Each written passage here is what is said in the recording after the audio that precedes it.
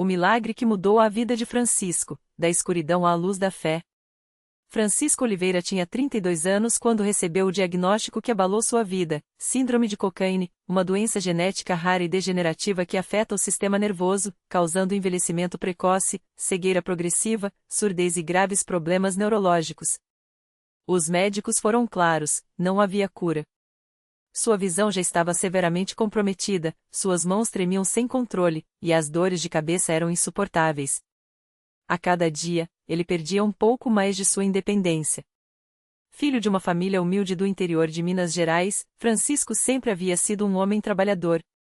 Desde os 16 anos, ajudava o pai na roça, depois conseguiu um emprego em uma fábrica de calçados em Franca, SP, casou-se com Maria, uma mulher de fé, que nunca deixou de acreditar em Deus, mesmo quando as contas não fechavam e as dificuldades apertavam. Mas quando a doença apareceu, Francisco se afastou de tudo. Deixou de ir à igreja, parou de orar e se fechou em um quarto escuro, amargurado. Deus não existe, Maria. Se existisse, não me deixaria assim, dizia ele, com a voz embargada, enquanto tentava segurar um copo d'água com as mãos trêmulas. Maria, porém, não desistiu. Ela ouvia no rádio os testemunhos da Igreja Universal do Reino de Deus, histórias de pessoas que haviam sido curadas de doenças terminais, de famílias restauradas, de vidas transformadas pela fé. Um dia, depois de uma noite em que Francisco chorou de dor, ela o olhou nos olhos e disse: "Vamos à igreja, Francisco.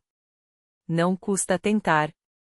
Se Deus não fizer nada, pelo menos você vai saber que lutou até o fim." Relutante, mas sem forças para discutir, Francisco aceitou. O primeiro passo rumo à fé. Era uma tarde de quarta-feira quando entraram na Igreja Universal de Franca. O templo estava cheio, o coro cantava com fervor, e o pastor, um homem de voz firme e olhar penetrante, falava sobre a fé que move montanhas. Francisco sentou-se no fundo, de cabeça baixa, sentindo-se fora de lugar. Mas algo no ar era diferente. Havia uma energia, uma unção que ele não conseguia explicar. O pastor chamou os enfermos para a frente. Maria o puxou pelo braço, quase arrastando-o até o altar. Quando o pastor impôs as mãos sobre sua cabeça e começou a orar com autoridade, Francisco sentiu algo estranho, um calor intenso percorreu seu corpo, como se uma corrente elétrica o atravessasse. Em nome de Jesus, esta doença sai agora. O sangue de Cristo te purifica, te restaura. Receba a sua cura, irmão. Gritava o pastor, enquanto os auxiliares ungiam Francisco com o óleo sagrado. Francisco não sentiu uma mudança imediata, mas algo dentro dele se mexeu. Talvez fosse esperança. Volte amanhã à noite. Tem a fogueira santa das quintas. É um momento poderoso de libertação, disse um obreiro, entregando-lhe um folheto sobre a campanha dos 70 dias de jejum e oração. A corrente de oração que quebrou as cadeias. Francisco voltou. E voltou novamente. A cada reunião, ele sentia uma força maior.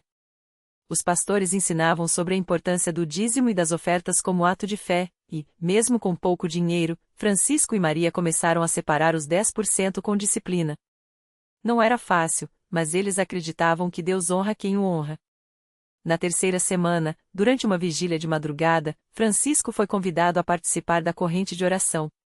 Dezenas de pessoas se uniram em círculo, segurando as mãos umas das outras, declarando a palavra de Deus sobre suas vidas. O pastor orou com unção. Senhor, quebra toda maldição de doença nesta família. Que o sangue de Jesus purifique o DNA de Francisco, que os ossos que estavam secos vivam novamente. Em nome de Jesus, a síndrome de Cockayne é destruída. Francisco começou a chorar. Não era um choro de dor, mas de alívio. Ele sentiu, pela primeira vez em meses, uma paz indescritível. Maria, ao seu lado, não parava de clamar. Senhor, o Senhor é o Deus dos impossíveis. Faz por meu marido o que só o Senhor pode fazer. O milagre que ninguém podia explicar. Na manhã seguinte, Francisco acordou e, por reflexo, levou as mãos ao rosto para coçar os olhos. Mas algo era diferente, ele conseguia enxergar. Não com clareza total, mas as sombras que antes dominavam sua visão estavam mais nítidas. Assustado, ele chamou Maria. Maria, eu estou enxergando. Ela correu até ele, emocionada, e juntos foram até o espelho. Francisco conseguia ver seu próprio rosto. As mãos, antes trêmulas, estavam firmes. Ele flexionou os dedos, tocou o rosto, e não sentiu a dor costumeira. Deus fez. Deus realmente fez. Gritou Maria, chorando. Mas o melhor ainda estava por vir. Na reunião de domingo, Francisco subiu ao altar para dar seu testemunho.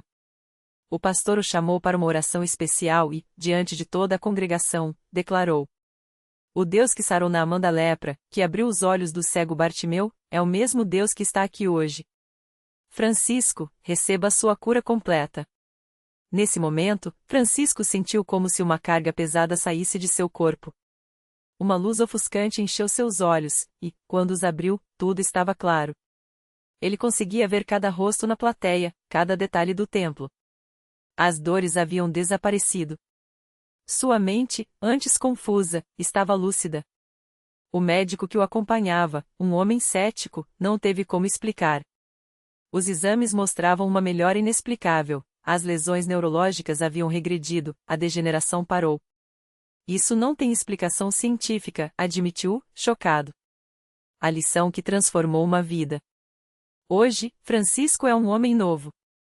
Não apenas porque foi curado, mas porque sua fé foi restaurada. Ele e Maria são dizimistas fiéis, participam de todas as campanhas da igreja e agora ajudam outros enfermos a acreditar no poder de Deus. Aprendi que a fé não é só acreditar que Deus pode, é agir como se ele já tivesse feito. Quando dei o primeiro dízimo, mesmo sem ter quase nada, estava declarando: Senhor, confio em ti. E ele nunca falha, diz Francisco, com os olhos brilhando. Sua vida agora é um testemunho vivo do que a Igreja Universal prega, que Deus é o Deus dos impossíveis, que a fé move montanhas e que, quando nos rendemos a Ele, os milagres acontecem. Se você está lendo esta história e acha que seu problema não tem solução, venha à igreja. Não desista. Deus tem um milagre com o seu nome. Finaliza Francisco, com a Bíblia na mão e o sorriso de quem sabe que foi tocado pelo sobrenatural. Porque na Igreja Universal do Reino de Deus, os impossíveis se tornam possíveis. E Francisco é a prova viva disso. A vida de Francisco mudou tanto que até os vizinhos do bairro onde ele morava começaram a perceber. Antes, ele era aquele homem cabisbaixo, que mal olhava nos olhos das pessoas, sempre com uma expressão de derrota estampada no rosto. Agora, andava ereto, cumprimentava a todos com um sorriso, e até as crianças corriam para abraçá-lo quando o viam passar. Tio Chico, conta de novo como Jesus te curou. Pedia ao menino João Pedro, de 7 anos, puxando sua camisa enquanto ele saía do culto de quarta-feira. Francisco se agachava, olhava nos olhos da criança e dizia com voz firme: Filho, Jesus não só me curou, ele me deu uma vida nova. Antes, eu não tinha nem força para trabalhar. Hoje, tenho meu próprio negócio, minha família está unida e, o mais importante, tenho paz no coração. Tudo isso porque eu não desisti. Eu continuei indo à igreja, mesmo quando as coisas pareciam piorar. E era a verdade. Porque o milagre de Francisco não foi instantâneo como alguns imaginam. Houve noites em que ele chorou no altar, pedindo forças para não desanimar.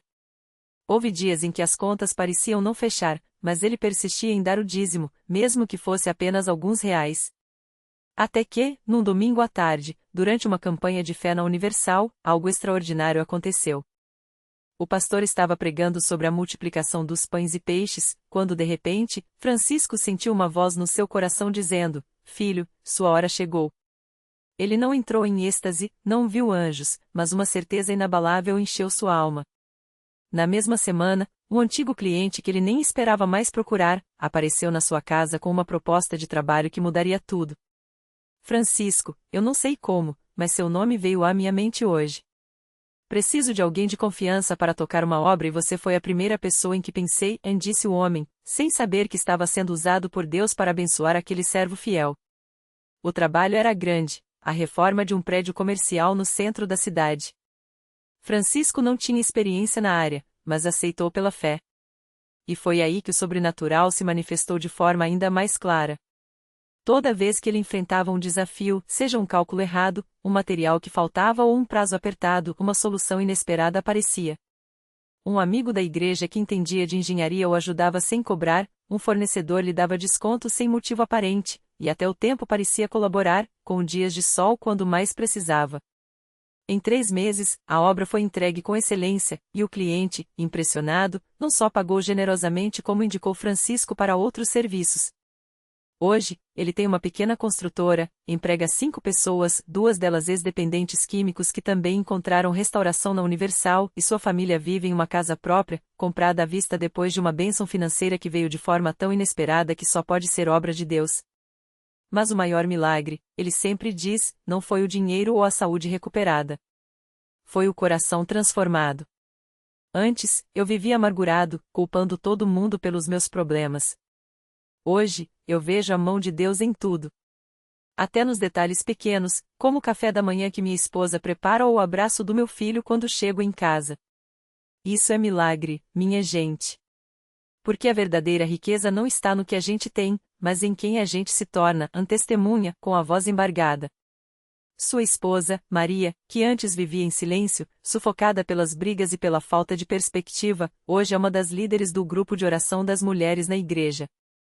Ela conta como viu o marido se levantar do chão, literalmente. Teve uma vez que ele chegou em casa tão fraco que não conseguia nem subir as escadas. Eu o ajudei a deitar e chorei no banheiro, pensando, meu Deus, o que vai ser de nós? Mas naquela noite, durante a corrente de libertação na Universal, algo mudou. Quando chegamos em casa, ele subiu as escadas correndo, como se nunca tivesse estado doente. Os médicos não explicam, mas eu sei, foi Jesus. E assim, a história de Francisco se tornou um farol de esperança para muitos. Todo mês, ele leva um grupo de pessoas da sua rua para os cultos, e já são mais de 20 que foram batizadas nas águas depois de verem a transformação na vida dele. Alguns eram viciados, outros estavam endividados, outros doentes, mas todos encontraram na Universal o mesmo Deus que não desiste de ninguém. Se eu, que estava no fundo do poço, consegui sair, imagine você que está lendo isso agora. Deus não faz acepção de pessoas. O que ele fez por mim, ele pode fazer por você. Mas tem um segredo, não é só ir à igreja, é permanecer. É não desistir no meio do caminho, mesmo quando parece que nada está acontecendo. Porque no tempo certo, no Kairos de Deus, a vitória vem e ensina Francisco, sempre com a Bíblia aberta em Jeremias 29:11, o versículo que o sustentou nos dias mais escuros. Hoje, quando ele passa pela rua onde antes mendigava, não é com vergonha, mas com gratidão. Às vezes, para e olha para o chão, como se quisesse marcar aquele lugar onde tudo mudou. Aqui, eu me rendi. Aqui, eu disse, Senhor, se o Senhor não me ajudar, eu não tenho mais para onde ir. E foi exatamente nesse ponto de entrega total que ele me levantou. Murmura, antes de seguir em frente, sempre adiante, porque na Igreja Universal, milagres não são apenas histórias do passado, são realidades do presente, para quem crê.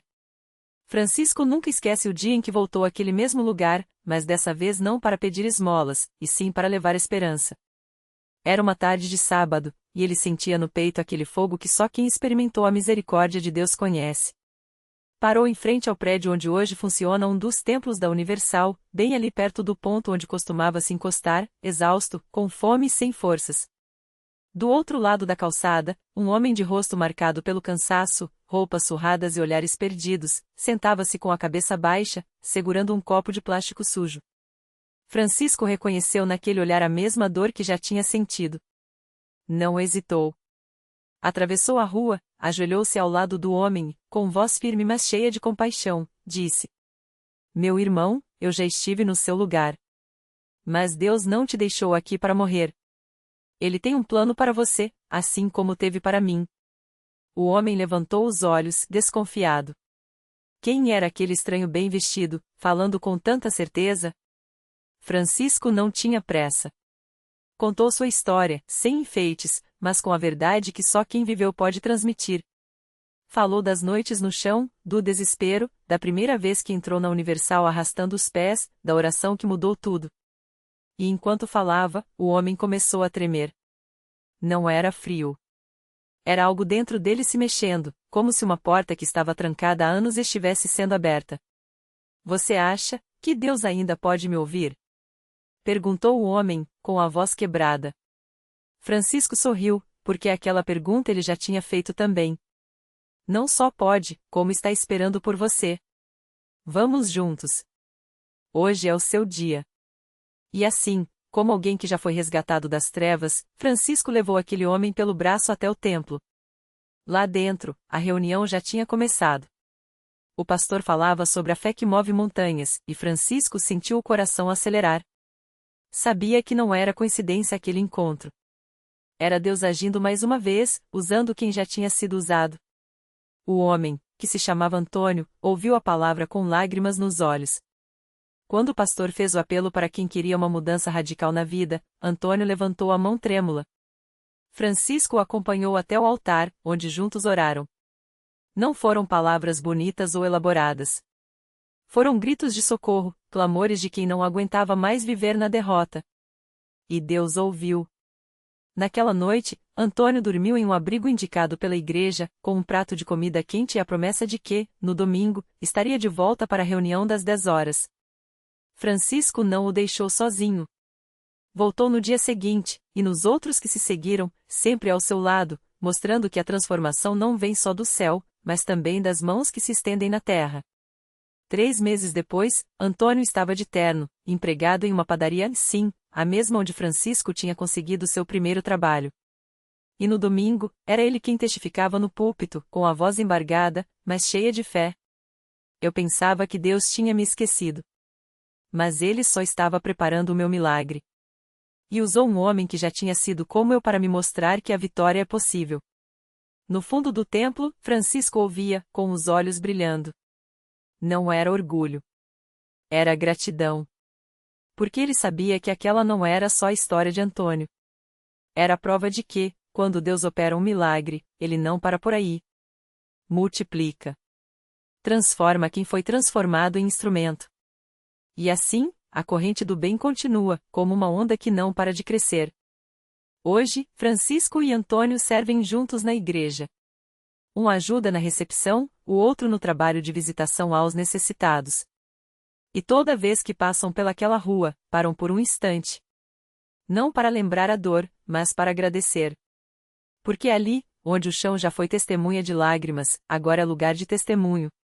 E eles sabem, enquanto houver alguém disposto a se render aos pés de Jesus, os milagres na Universal não vão parar. Porque Deus não muda. E sua igreja é o lugar onde os impossíveis se tornam realidade. A vida deles tinha mudado tanto que até os vizinhos notavam.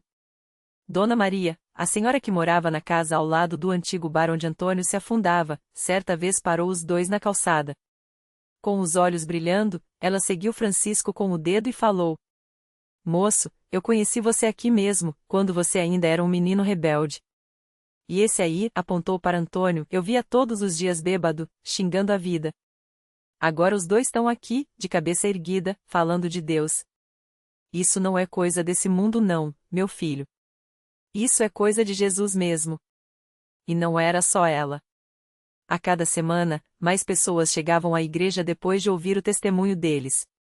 Um dia, foi o seu João, o dono da padaria, que estava com um tumor no pulmão e os médicos tinham dado apenas 3 meses de vida. Depois de ouvi-los pregar na rua, ele aceitou ir a um culto. Uma semana depois, os exames mostravam, o tumor tinha sumido. Os médicos não explicavam, mas ele sabia. Era o mesmo Deus que tinha tirado Antônio das drogas e Francisco da revolta. Até a família dele se rendeu. A mãe de Francisco, que antes chorava todas as noites pelo filho, agora ia com ele aos cultos e servia no departamento de crianças. E a irmã de Antônio, que o tinha abandonado por causa das brigas e das dívidas, apareceu um dia na igreja com o marido e os 2 filhos pequenos. Ela abraçou o irmão e sussurrou: Eu não acreditava que você pudesse mudar. Mas Deus provou que eu estava enganada. E assim, a onda de milagres continuava. Porque quando uma vida é transformada, ela vira uma semente. E onde há semente, há colheita. Certa noite, depois de um culto de libertação, um jovem se aproximou de Antônio. Ele tremia, os olhos vermelhos, as mãos sujas de terra como se tivesse caído. Com voz quebrada, ele contou que estava prestes a se matar, mas ouviu a voz de Deus dizendo: Vá até a Universal. Lá tem alguém que entende você. Era como se Antônio estivesse olhando para o próprio passado. Ele abraçou o rapaz e falou firme: Hoje você não sai daqui sem Jesus. Porque se ele fez por mim, ele faz por você também. E fez. Naquela mesma noite, o jovem entregou a vida a Cristo.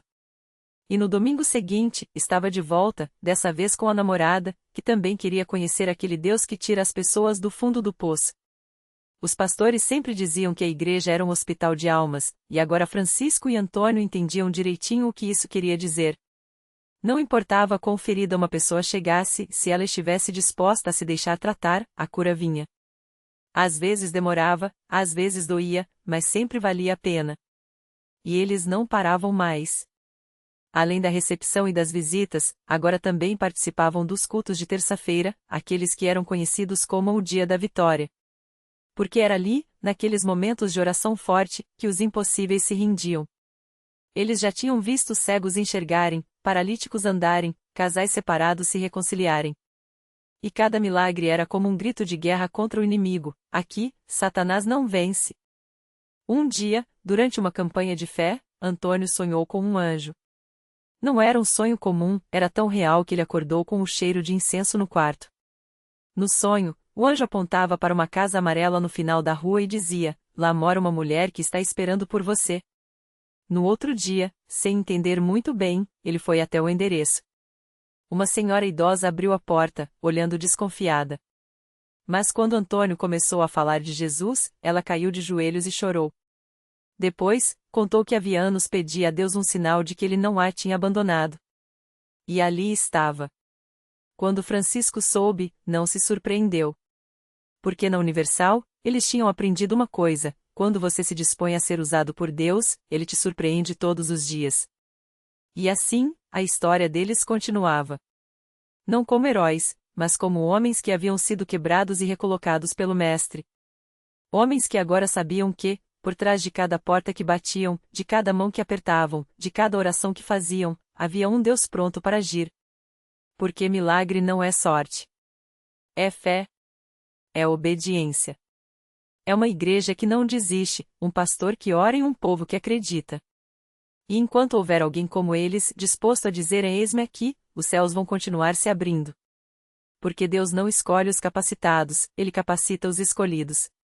E na Universal, todos os dias, novas histórias como a de Francisco e Antônio estão só começando. O milagre que veio do assim. Aquela noite, enquanto Francisco e Antônio oravam no altar da Universal, algo inesperado aconteceu. O telefone de Antônio tocou, era o hospital. O médico, com voz trêmula, confirmou: os exames de sua filha, antes sem esperança, não mostravam mais vestígios da doença. É inexplicável, disse. Mas eles sabiam, era Deus respondendo à fé daqueles que não desistiram. No domingo seguinte, a menina, agora sorridente, subiu ao púlpito ao lado do pai. A igreja explodiu em lágrimas e louvor. Não era um final, mas um recomeço. Porque o milagre não estava só na cura, mas na transformação daqueles homens. Francisco, antes amargurado, agora abria as portas de sua casa para estudar a Bíblia com vizinhos. Antônio, que quase desistira, tornará-se um intercessor incansável. Deus não mudará suas circunstâncias para depois usá-los, Ele os usou dentro das circunstâncias para mudá-los. Reflexão final. A vida muitas vezes nos quebra para nos ensinar que a força não está em nós, mas em quem nos sustenta. Francisco e Antônio descobriram que milagres não são prêmios para os perfeitos, mas provas de que Deus escreve reta por linhas tortas. O altar não era um lugar de respostas mágicas, mas de entrega. E foi quando disseram eis-me aqui, com mãos vazias e corações abertos, que o céu se moveu. Lição de vida. Deus não precisa de heróis, Ele busca corações disponíveis. O milagre começa quando paramos de exigir sinais e passamos a ser o sinal, de fé que persiste, de amor que serve, de esperança que contagia. Porque a maior prova de que Deus existe não é o que Ele faz por nós, mas o que Ele faz em nós quando nos rendemos. E assim, na Universal e em qualquer lugar onde haja alguém disposto a crer, a história continua. Porque Deus ainda está no negócio de transformar cinzas em beleza, uma vida de cada vez.